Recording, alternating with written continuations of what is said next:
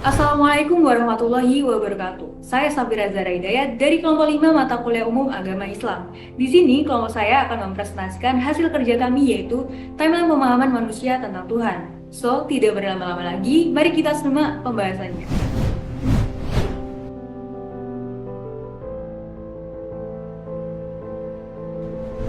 Disclaimer, timeline ini dibuat dengan berdasarkan pada penemuan para ilmuwan dan ahli mengenai bukti-bukti sejarah pemahaman manusia tentang Tuhan di masa lalu. Kita sebagai umat Islam tentunya meyakini bahwa pemahaman manusia tentang Tuhan di bumi ini berawal dari Nabi Adam alaihissalam yang membawa ajaran tauhid. Pada timeline singkat kita akan melihat mengenai animisme dan dinamisme, politeisme, monoteisme, teisme, deisme, dan panteisme. Animisme dan dinamisme. Para ahli setuju bahwa aliran animisme dan dinamisme merupakan bentuk awal dari pemahaman manusia tentang Tuhan, yang mana dari bukti-bukti sejarah yang ada seperti perlengkapan ritual serta lukisan-lukisan gua menunjukkan bahwa dari dua aliran ini ada jauh sebelum 5000 tahun sebelum Masehi. Animisme merupakan kepercayaan bahwa setiap benda memiliki roh. Roh-roh tersebut memiliki kekuatan yang melebihi manusia. Dinamisme merupakan kepercayaan bahwa beberapa benda merupakan tempat bersemayamnya suatu entitas yang memiliki kekuatan yang melebihi manusia. Politeisme. Politeisme berasal dari kata poli yang artinya banyak serta teis yang artinya Tuhan. Maka politeisme merupakan bentuk keyakinan yang percaya pada adanya Tuhan yang banyak atau jiwa-jiwa. Monoteisme. Lama-kelamaan akal manusia menjadi tidak bisa menerima konsep dari sistem politeisme. Adanya dewa-dewa yang memiliki kekuatan yang mirip dan sering berkonflik satu sama lain terasa tidak logis bagi manusia yang semakin berkembang. Oleh karena itu, terciptalah konsep monoteisme. Mono berarti satu dan teis berarti Tuhan. Monoteisme merupakan sistem kepercayaan yang hanya percaya pada satu Tuhan. Paham monoteisme dipercaya oleh banyak ahli mulai populer sejak kemunculan agama Abrahamik atau agama Samawi. Meskipun demikian, ada bukti sejarah yang menunjukkan bahwa paham ini telah ada sejak abad ke-14 sebelum Masehi di Mesir, pada masa pemerintahan Firaun Akhenaten yang hanya menyembah dewa matahari. Teisme. Teisme merupakan aliran yang mengakui Tuhan sebagai personal dan istimewa dan berpartisipasi secara melekat dalam penciptaan alam semesta. Terdapat penganut teisme yang percaya bahwa Tuhan Maha Kuasa, Maha Penyayang, dan Maha Tahu, walaupun menimbulkan permasalahan mengenai tanggung jawab Tuhan pada terjadinya penderitaan di dunia.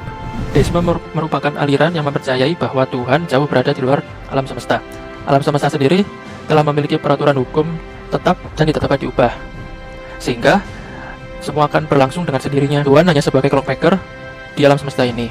Para penganut deisme yakin bahwa Tuhan telah memberi kebebasan dan enggan mengetahui apa yang telah diperbuat oleh penganutnya. Lalu ada panteisme. Panteisme merupakan aliran yang mempercayai Tuhan berada dalam segala sesuatu, dikarenakan keberadaannya serta merta aktif di alam semesta ini yang menggunakan bentuk nyata.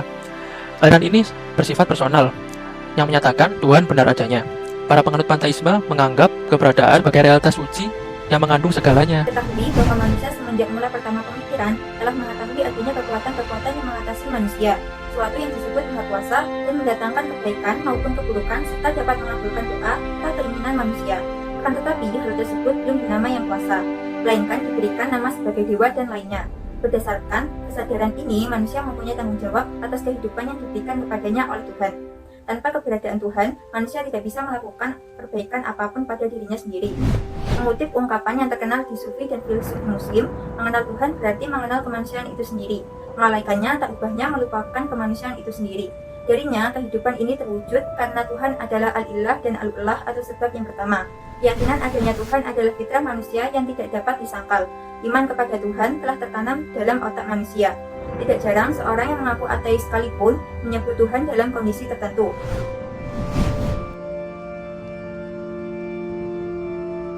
Banyak hal yang sama sekali tak bisa dijelaskan ilmuwan. Contohnya teori partikel Higgs boson atau partikel Tuhan yang menyangkut bagaimana alam semesta mendapatkan massa mereka yang membuat secara nyata ada. Selain itu, kombinasi jarak antara planet di tata surya kita adalah hal yang cukup menjadi misteri. Bumi berada pada jarak yang pas pada matahari, sehingga tak terlalu dekat hingga membakar dan tak terlalu jauh hingga membeku.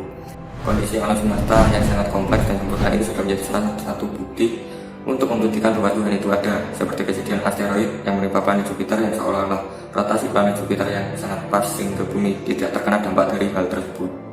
Tidak jauh-jauh dari planet lain, planet bumi pun dibuat dengan sempurna untuk ditinggali manusia, seperti suhunya, jarak bumi dengan matahari hingga kelembapan udara.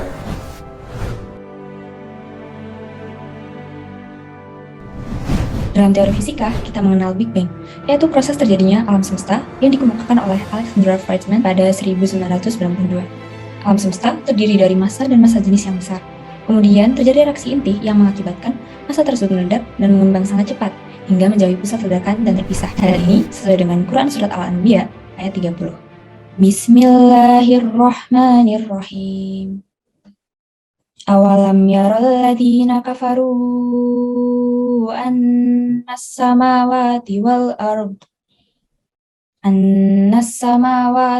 ardu kanata ratqan fafataqnahuma waja'alna minal ma'i kulla syai'in hayy afala yu'minun. Artinya, dan apakah orang-orang yang kafir tidak mengetahui bahwasannya langit dan bumi itu keduanya dahulu adalah sesuatu yang padu.